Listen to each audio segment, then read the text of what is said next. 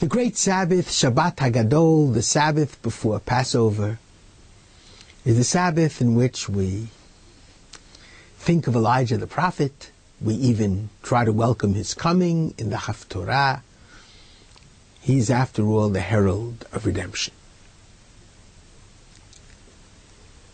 And on the Passover Seder evening celebration, one of the most beautiful and almost magical moments is when we pour a goblet of wine for Elijah the prophet. The story is told of a good Jew who was a Sadegura Chassid, lived not far from Warsaw in Poland. And he was a fairly comfortable Jew, not one of the wealthiest, but certainly comfortable and able to give nice charity. And when he was doing his Passover shopping, he saw a magnificent Kiddush goblet. And he thought to himself, this would be perfect. Perfect to be the goblet for Elijah. He bought it. He was very satisfied with his purchase. And he went to his Rebbe, the Sadegura Rebbe. He showed him the goblet. And he said, Rebbe, I would like to give you the goblet for you to use at your Passover Seder.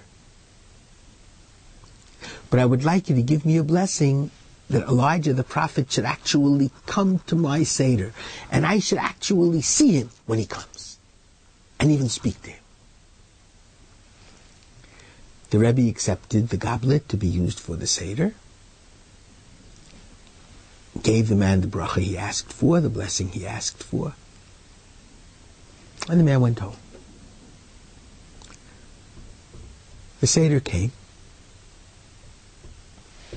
poured the cup for Elijah. There was no Elijah. He was very disappointed. He went to see the Rebbe right after Passover.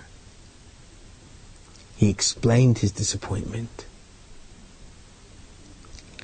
And the Rebbe said, I think we ought to try again.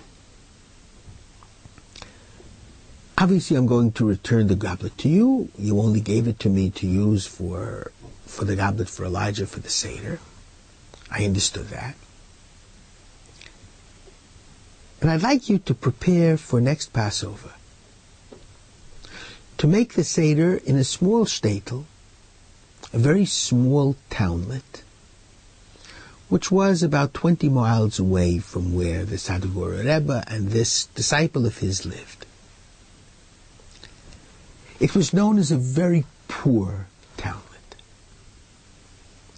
And the Rebbe said, if you really want what is called the Gilui Eliyahu, you really want to speak to, meet Elijah the prophet at your Seder, I'll tell you what to do. Announce a month before Pesach, right after Purim, that you are going to make a special Seder in that townlet for 40 people who have no Seder to go to. The first 40 who sign up, they will be invited to your Seder. Prepare everything, make the Seder in the townlet, bring your wife and children, use this cup, this goblet for Elijah, the cup of Elijah, and I guarantee you that you will meet Elijah. The Jew was very happy, did exactly as he was told, prepared a beautiful Seder repast for 40 people, had a wonderful Seder. Many of the sick, many of the crippled came, and he felt he was truly doing an act of chesed. There were a number of people who were learned, and he learned a great deal as well. But the moment of the cup for Elijah came and went. Didn't see Elijah. He went to the Rebbe after the Seder. He insisted on seeing him even during Chol HaMoed, the intermediate days of the festival. Rebbe, he said, this is the second time I've been disappointed. I did exactly what you told me. I provided a Seder for 40 people who otherwise wouldn't have had a Seder, and many of them were cripples. And many of them were really scholars who had fallen upon hard times. They were so grateful. But the whole point was missing. I never saw Elijah the prophet. And the Tzaddik Rebbe took the hands of his disciple in his own hand. And he looked at him deeply in his eyes. And he said to him, of course you met him. You were Elijah the prophet. You became Elijah the prophet. Look at the Seder that you supplied for 40 people who otherwise wouldn't have had what to eat. You were Elijah, and therefore you met him.